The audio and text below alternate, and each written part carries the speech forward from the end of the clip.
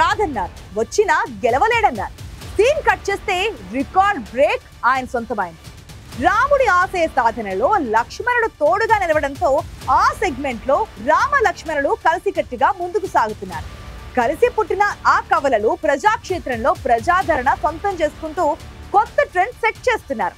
Cycle సవారీ ఎంట్రీతోనే victory కొట్టిన ఆ యువనేత అమాత్య పదవి వరించడంతో సెగ్మెంట్ రాజకీయమే మారిపోయిందట. చేదు అనుభవాలు మర్చిపోమంటూ ప్రజలకు భరోసా ఇస్తున్న ఆ మంత్రి ఎవరు? Let's watch.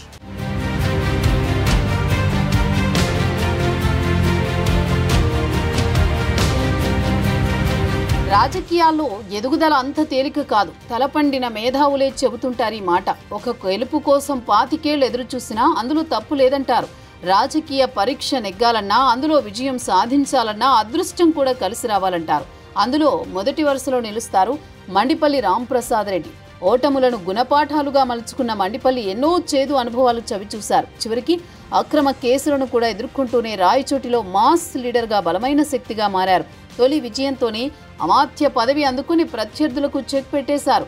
తనదైన ముద్ర వేస్తూ రాయచోటి ప్రజలకు బలమైన నాయకుడున్నాడనే భరోసా కల్పిస్తున్నారట రాంప్రసాద్ రెడ్డి.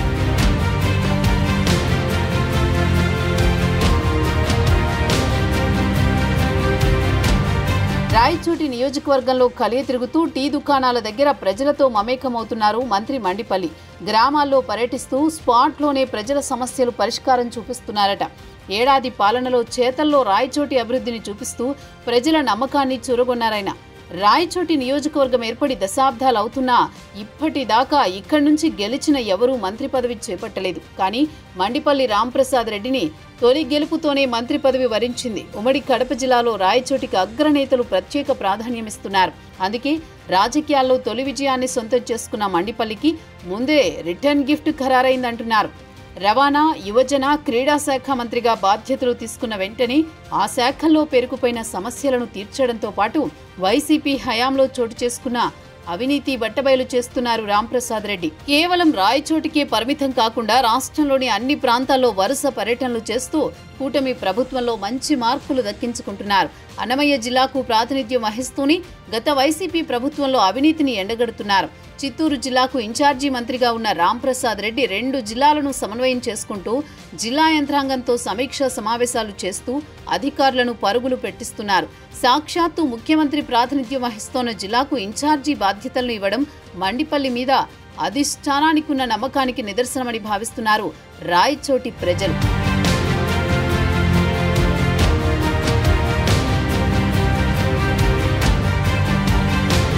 మంత్రి రాంప్రసాద్ రెడ్డి సోదరుడు లక్ష్మీప్రసాద్ రెడ్డి అన్నకు కుడిభుజంగా రాయచోటి ప్రజలకు అందుబాటులో ఉంటున్నారు. కలిసి పుట్టి కలిసి ఎదిగిన కవల సోదరులు ప్రజాసేవలో కూడా అదే బంధాన్ని కొనసాగిస్తున్నారు. అన్న రాంప్రసాద్ రెడ్డి మంత్రి బాధ్యతలతో రాష్ట్రమంతా పర్యటనలతో బిజీగా ఉంటుంటే తమ్ముడు లక్ష్మీప్రసాద్ రెడ్డి రాయచోటి ప్రజలకు అందుబాటులో ఉంటున్నారు. తాజాగా కడప గడ్డపై దిగ్విజయంగా జరిగిన మహానాడులో రాయచోటి సెగ్మెంట్ స్పెషల్ అట్రాక్షన్ గా నిలిచింది. ఈ నియోజకవర్గం నుంచి కార్యకర్తలు అధిక సంఖ్యలో మహానాడుకు తరలి వెళ్లారు. అన్నమయ్య జిల్లాల వారికి మంత్రి మండిపల్లి భోజన సదుపాయాలు ఏర్పాటు చేశారు. అక్కడి నుంచి బైక్ ర్యాలీతో వేలాది మంది ప్రజలు మహానాడు ప్రాంగణానికి తరలి వెళ్లడంతో పసుపు దళంలో నయా జోష్ నింపింది. కడప రాయచోటి మధ్య ప్రమాదకరమైన ఘాట్ రోడ్డు ఉంది. కూటమి ప్రభుత్వం ఏర్పడిన అనతి కాలంలోనే మంత్రి మండిపల్లి రాంప్రసాద్ రెడ్డి చొరవతో కేంద్రం 1000 కోట్ల అంచనాతో సొరంగ మార్గానికి నిధులు మంజూరు చేసింది. రాయచోటిలో సామాన్య ప్రజల నుంచి నేరుగా వినతులు తీసుకుంటూ వాటికి అక్కడికక్కడే పరిష్కరిస్తున్నారు మంత్రి రాంప్రసాద్ రెడ్డి. కరువుతో అల్లాడే రాయచోటిలో తాగునీటి కోసం దాదాపు 300 పైగానే బోర్లు ఏర్పాటు చేయించారు మంత్రి మండిపల్లి. ప్రభుత్వం మంజూరు చేస్తున్న నిధులకు తన సొంత నిధులు జతచేసి ప్రజల దాహార్తిని తీర్చారు. కూటమి ప్రభుత్వం ఏడాది పాలన పూర్తి చేసుకున్న నేపథ్యంలో మండిపల్లి తనదైన ముద్రతో ఆశాకిరణంగా మారడంతో రాయచోటి ప్రజల అభినందనలు అందుకుంటున్నారు.